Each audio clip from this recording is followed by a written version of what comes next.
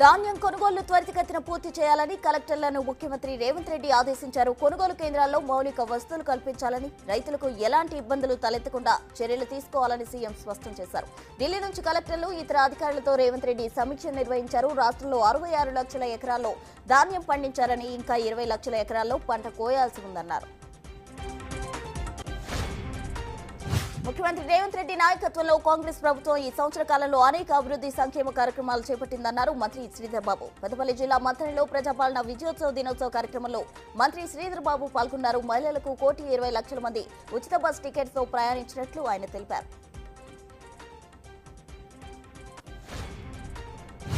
ఆంధ్రప్రదేశ్ ప్రభుత్వం mega DSC ద్వారా ఉపాధ్యాయ నియామకాలు చేయాలని సంకల్పించింది. త్వరలో మెగా డిఎస్సీ నోటిఫికేషన్ విడుదల చేయనుంది. ఈ నేపథ్యంలో ఉపాధ్యాయ ఉద్యోగ అభ్యర్థుల సౌలభ్యం కోసం నోటిఫికేషన్ విడుదలయ్యేలోగా పరీక్షలు సిద్ధమయ్యేందుకు వీలు కల్పిస్తూ మెగా డిఎస్సీ సిలబస్ ను ఏపీ డిఎస్సీ వెబ్సైట్ లో అందుబాటులో ఉంచుతున్నట్లు పాఠశాల విద్యా డైరెక్టర్ విజయ రామరాజు ఐఏఎస్ తెలిపారు.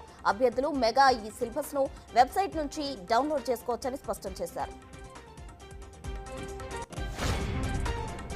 రైల్వే శాఖ మంత్రి అశ్విని వైష్ణవ్ తో డిప్యూటీ సీఎం పవన్ భేటీ అయ్యారు. పలు రైల్వే ప్రాజెక్టులు, ప్రజల అవసరాల గురించి చర్చించారు. విశాఖ రైల్వే జోన్ గురించి చర్చించినట్లు వెల్లడించారు. వైజాగ్ రైల్వే జోన్ పేరును వాల్తేరు జోన్ గా మార్చినందుకు కృతజ్ఞతలు తెలిపారు. పిఠాపురంలో రైల్వే ఓవర్ బ్రిడ్జ్ అవసరం ఉందని కేంద్ర మంత్రికి స్పష్టం చేశారు.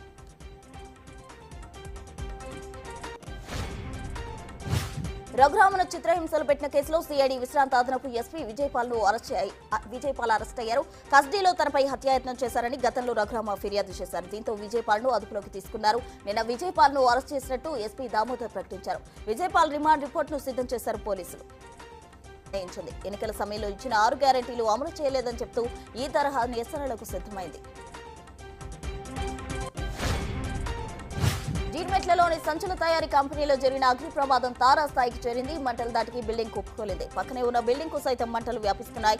8 గంటలు దాటినా మంటలు అదుపులోకి రాలేదు. మరోవైపు మంటలు అదుపు చేసేందుకు ఫైర్ సిబ్బంది తీవ్రంగా కృషి చేశారు.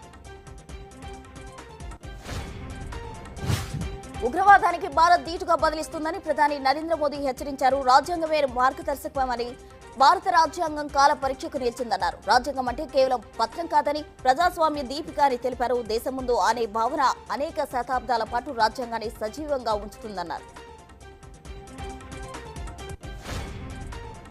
బంగాళాఖాతంలో వాయుగుండం ప్రభావంతో తమిళనాడులో భారీగా వర్షాలు కురుస్తున్నాయి. ఎడతెరిపి లేకుండా కురుస్తున్న వర్షాలతో కడ్లూరు, మైలార్దూరు, తిరువారూరు, నాగపట్నం జిల్లాలో పలు ప్రాంతాల్లో నీట మునిగాయి. అప్రమత్తమైన ఆయా జిల్లాల కలెక్టర్లు ఇవాళ విద్యా సంస్థలకు సెలవులు ప్రకటించారు. తీవ్ర వాయుగుండ ప్రభావంతో మరో 48 గంటల పాటు ఇదే పరిస్థితి ఉండేటట్టు తెలుస్తోంది.